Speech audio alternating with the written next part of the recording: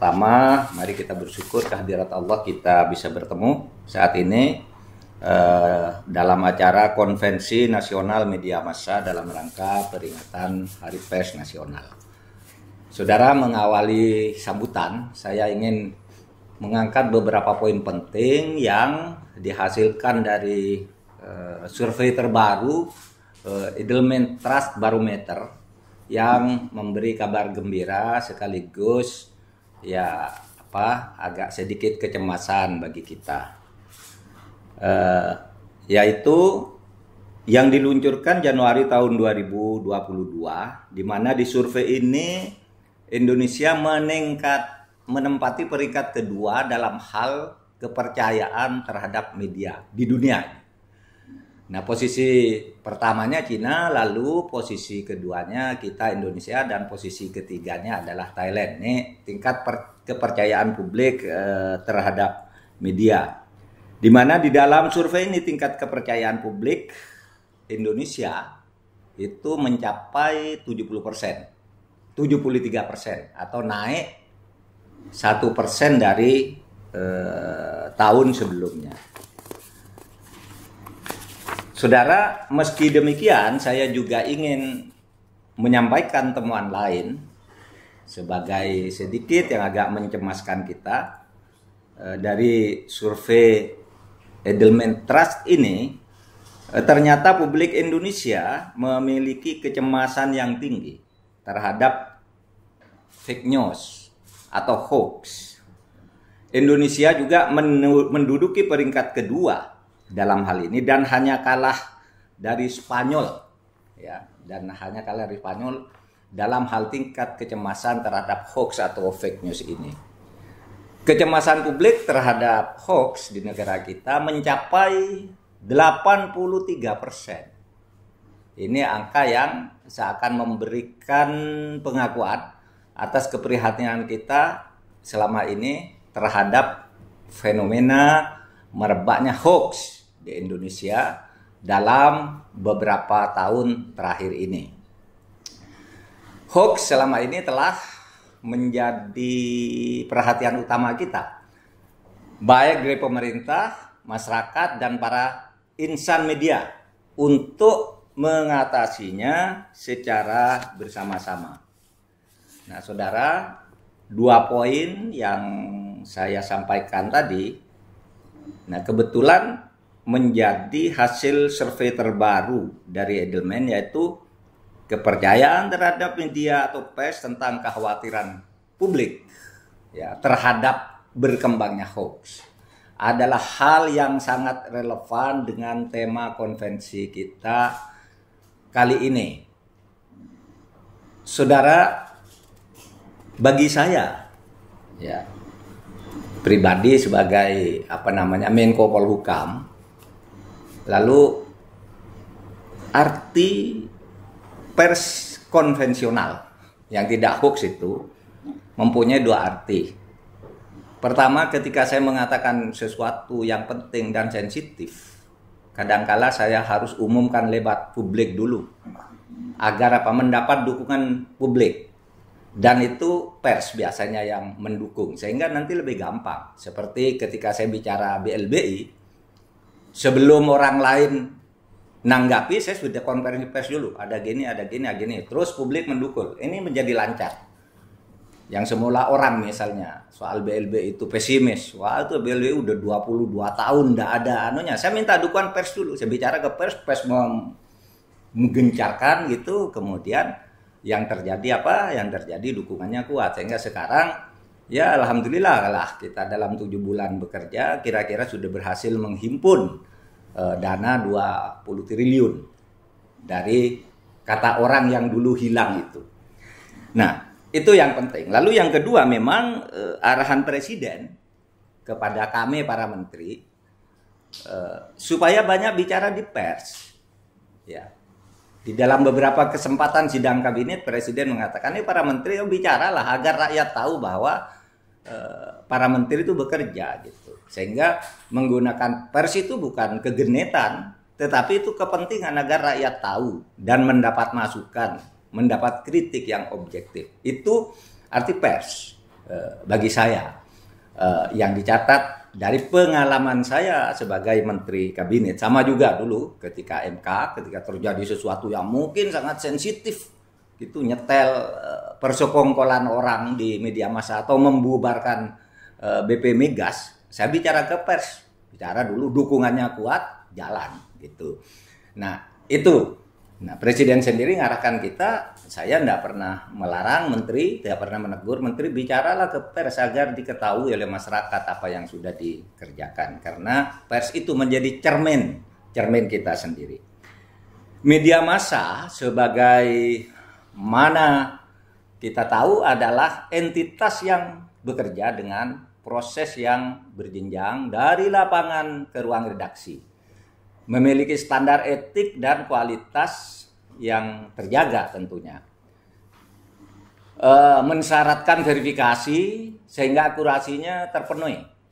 Dan karena itu sudah menjadi seharusnya bagi sumber utama publik atau menjadi sumber utama publik dalam mendapatkan berita dan informasi yang terpercaya. Sehingga jelas gitu, ukurannya itu jelas bahwa ini ada yang mengoreksi, ada sumber utamanya, ada wartawannya, ada redaktur pelaksananya, kemudian koreksi terakhir, sehingga bisa dipertanggungjawabkan. Beda dengan yang berita-berita hoax tadi. Nah, pada sisi lain media sosial yang sejatinya diharapkan menjadi wadah untuk berbagi, menjadi media yang memungkinkan di antara warga berinteraksi secara positif. Pada kenyataannya telah menjadi ruang besar warga yang kerap mengabaikan etika publik. Bahkan tidak jarang menjadi wadah penyebaran secara luas berita-berita hoax, fake news, dan berbagai konten disinformasi. Semua itu adalah buah dari proses transformasi digital yang sedang berlangsung dengan cepat secara global, yang tidak hanya membuka ruang lebih luas dalam membangun kesetaraan, partisipasi publik, dan iklim demokrasi yang sehat. Tapi sekaligus juga menghasilkan masalah baru dengan penyebaran percakapan yang mengesampingkan etika yang banyak terjadi, serta informasi yang cenderung menyesatkan publik. Ini juga yang banyak terjadi. Praktik ini berlangsung secara luas dan memberi keuntungan yang besar hanya pada pihak tertentu, khususnya platform media global yang pada gilirannya menghasilkan ketimpangan dan ditengarai telah mengusik kedaulatan nasional kita, khususnya kedaulatan di bidang digital. Nah, saudara sekalian,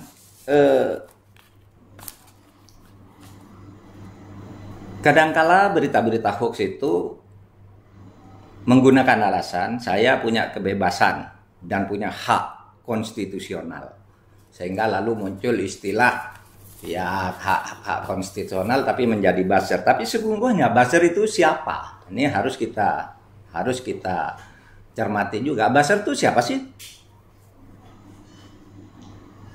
Kalau kita lihat selama ini tuduhannya, lalu pemerintah jangan memelihara buzzer, jangan membayar buzzer dan sebagainya. Tapi kalau kita lihat kok yang disebut buzzer itu selalu orang yang membela atau ada di pihak pemerintah. Misalnya kalau kita sebut si A, si B selalu membela pemerintah, tapi ada di seberang sana si A, si B, si C juga selalu menyerang kebijakan pemerintah. Lalu ini tidak disebut buzzer. Sehingga fenomena buzzer ini jangan ditudingkan ke pemerintah, tetapi ke kita semua bersama gitu ya. Karena terkadang ada juga ambigu. Misalnya dalam kasus ini yang sederhana saja. Ada kasus ketika seseorang ditangkap karena dugaan ya. Karena dugaan taruh terlibat ada terorisme, lalu berteriak semua, itu harus bermusyawarah dulu, harus diceriti dulu datanya. Jangan sembarang menuduh, apalagi institusi gitu. Tapi ketika ada orang lain temannya yang terlibat dalam tindak kriminal yang oposisi terhadap pemerintah, ketika juga ditangani, itu harus ditegakkan hukum, jangan pandang bulu, sikat kan gitu. Nah ini ambigu, pandangan-pandangan itu banyak di tengah-tengah masyarakat kita yang kemudian bermain di antara buzzer-buzzer yang tidak punya media yang bisa dipertanggungjawabkan seperti tadi. Nah, saudara sekalian, membangun model media tidak bisa dilepaskan dari kedisiplinan pekerja pers dalam mempertahankan dan meningkatkan profesionalisme dan kualitas. Bila ingin terus berkelanjutan menjadi pilihan publik yang terpercaya, pers tidak seharusnya menerapkan praktek jurnalisme yang menggampangkan proses dan menurunkan kualitas. Misalnya mulai dari menulis tanpa konfirmasi, menulis secara sepihak, tidak cover both sides, memberi pemaknaan keliru pada sebuah peristiwa, memilih narasumber yang tidak kredibel, hingga praktek clickbait dengan membuat judul-judul berita yang menggoda namun melencengkan maknanya. Misalnya ada juga tuh tokoh dewan pers yang percaya kepada hoax dengan clickbait ini. Suatu saat saya bilang begini, di Indonesia korupsi luar biasa, mari kita berantas korupsi. Tapi di sisi lain kita harus juga terus berjuang, karena meskipun ada korupsi, berdasar pengalaman sesudah Indonesia merdeka, karena kemerdekaan, maka kemiskinan dari waktu ke waktu turun. Tahun 65 kemiskinan 56%. Tahun 1998 turun menjadi 18%. Sekarang 9%, lalu naik lagi karena COVID, begitu-gitu. Lalu ada yang menulis berita begini nih, hoax. Menurut Menko Polhukam tidak apa-apa, banyak korupsi asal kemiskinan berkurang. Nah, kan itu sudah jauh beda. Korupsi harus diberantas, tapi di sisi lain kita harus menyadari juga dan bersyukur bahwa kemiskinan dari waktu ke waktu berkurang. Karena apa? Karena kita merdeka. Nah, tapi terus yang begini, yang berita ditulis oleh media utama atau media mainstream itu sudah benar semula. Misalnya saya baca di koran Tempo waktu itu sudah benar beritanya. Tapi ketika sudah masuk ke Babe, wah udah bermacam-macam beritanya. Sudah dibalik-balik seperti itu dan orang percaya gitu. Intelektual, banyak profesor yang juga percaya begitu, sehingga wah itu Menko Polhukam ngawur, biar banyak korupsi. Asal gitu, biar banyak korupsi, asal kemiskinan berkurang gitu. Nah, saya menduga nanti kalau ada yang mendengar ceramah saya yang sekarang ini, bisa saja nanti ada yang membelokkan lagi, yang hoax itu gitu. Dan yang begitu tuh banyak. Oleh sebab itu pemerintah itu saudara berkepentingan ya bagi kemajuan pers yang benar, pers yang tadi bisa jelas narasumbernya, jelas struktur kepengurusannya, jelas siapa korektornya, dan kalau salah jelas siapa yang bertanggung jawab atas itu semua. Nah, saudara sekalian, saya ingin segera mengakhiri ini dengan menyampaikan hal-hal sebagai berikut. Ibu, Bapak peserta konvensi yang saya hormati, insan pers Indonesia telah memainkan perannya sebagai lembaga yang menyajikan informasi, pendidikan, hiburan, dan juga sebagai kontrol sosial. Pers Indonesia telah menjembatani komunikasi antara publik dan pemerintah dalam penyediaan informasi saya atau kami sangat berharap media massa menghindari sensasi dan hendaknya mengedepankan kabar bernuansa kondusif bagi bangsa ini. Jadi itu yang kami harapkan dari pemerintah. Boleh kan ada fungsi pendidikan, fungsi informasi, fungsi hiburan. Boleh Anda menghibur, tetapi jangan mengibul. Itu yang penting dihayati oleh kita semua. Menghibur itu penting. Kita senang pada berita-berita lucu, banyak informasi yang tapi tidak hoax. Itu menghibur saja, bahwa ada kekeliruan yang sifatnya alami tapi tidak fatal gitu, enggak apa-apa gitu, menghibur, tapi jangan ngibul. Apalagi di tengah-tengah pandemi yang masih melanda tanah air. Masyarakat kita sekarang ini membutuhkan informasi yang tepat mengenai berbagai upaya pemerintah bersama seluruh komponen bangsa di dalam menangani pandemi ini, termasuk dalam mempercepat pemulihan ekonomi. Oleh karenanya, dalam menyediakan informasi kepada publik, saya menghimbau insan pers untuk juga memperhatikan nilai-nilai kebangsaan. Ini penting, nilai kebangsaan, kebersatuan dan keharmonisan bangsa, dan kesadaran akan pentingnya kedaulatan dan keutuhan bangsa dan negara kita. Nah, saudara sekalian, tidak lama lagi Indonesia akan kembali melaksanakan pesta demokrasi. Mohon ini diperhatikan, pesta demokrasi. Pemilihan presiden dan pemilihan anggota DPR, DPD, DPRD. Serta pemilihan kepala daerah secara serentak pada satu tahun yang sama, yaitu tahun 2024. Dalam perjalanan menuju tahun ini, peran insan pers akan semakin dibutuhkan dalam mengkomunikasikan kepada publik mengenai berbagai persiapan, dinamika politik, sekaligus sebagai pemersatu anak bangsa. Bukan pemecah belah, bukan penyebar hoax yang sudah pasti saya katakan tadi kalau media mainstream itu tidak ada hoax, seumpama ada bisa langsung diluruskan.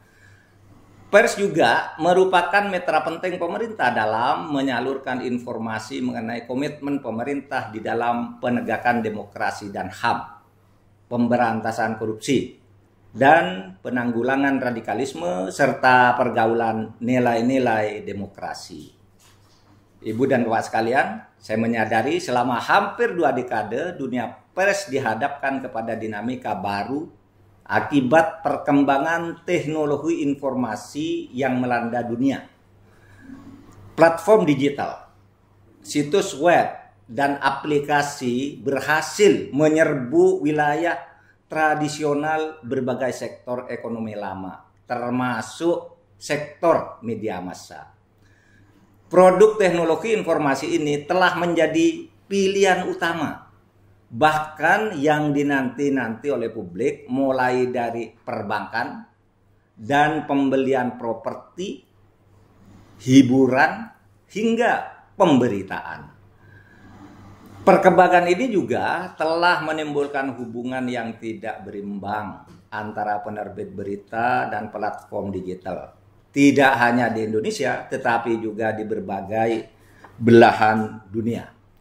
Di satu pihak, penerbit berita menyediakan informasi yang berkualitas dengan kepedulian terhadap kualitas jurnalisme dan demokratisasi arus informasi, sementara pemilik platform digital berorientasi untuk memperoleh keuntungan ekonomi yang sebesar-besarnya.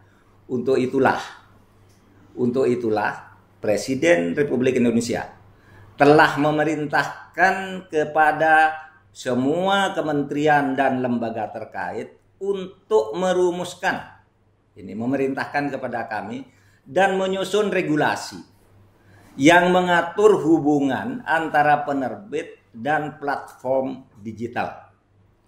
Nah, ini saya sudah pernah terima naskahnya, Pak, dari Dewan Pers dan kawan-kawan yang hadir ke kantor saya atau melalui diskusi secara virtual. Itu naskah rancangan regulasinya itu sudah ada di tangan kami, dan kami betul-betul mempertimbangkan itu. Cuma sekarang ini masih mencari baju hukumnya. Apakah ini dikaitkan dengan undang-undang penyiaran atau undang-undang ITE atau undang-undang pers atau apa, kita masih mencari. Ataukah menjadi satu rancangan undang-undang tersendiri. Tapi kalau rancangan undang-undang tersendiri lalu undang-undang tentang apa? Nah, ini kami sedang mencari bajunya. Jangan khawatir, kami terus olah ini dan saya bersama Menkominfo selalu membicarakan ini, dan mungkin sesudah konvensi ini saya akan segera mengundang beberapa teman menteri dan pimpinan lembaga untuk segera memberi baju terhadap rancangan regulasi yang dibuat oleh teman-teman dari Dewan Pers ini. Banyak hal yang disampaikan oleh Presiden yang harus kami segera tidak lanjuti. Misalnya apa? Misalnya bagaimana dengan pemberian subsidi atau pengurangan pajak, itu juga dipikirkan oleh Presiden,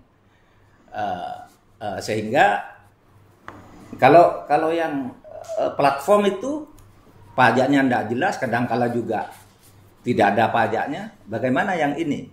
Kemudian subsidi listrik misalnya, kemudian misalnya yang juga sering dikatakan kertas.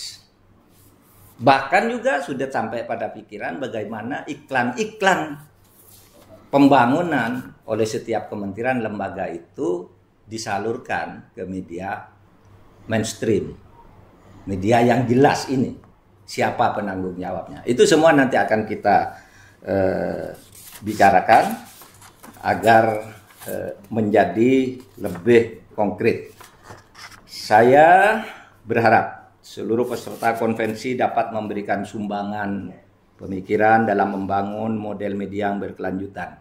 Saya meyakini pula diskusi yang berlangsung mulai dari hari kemarin, hari ini, dan mungkin besok sesudah dibuka oleh Presiden akan produktif dan menghasilkan pemikiran yang kontributif terhadap pembangunan bangsa, tidak hanya bagi insan pers, tetapi juga bagi kepentingan publik yang lebih luas. Sekian, terima kasih. Assalamualaikum warahmatullahi wabarakatuh.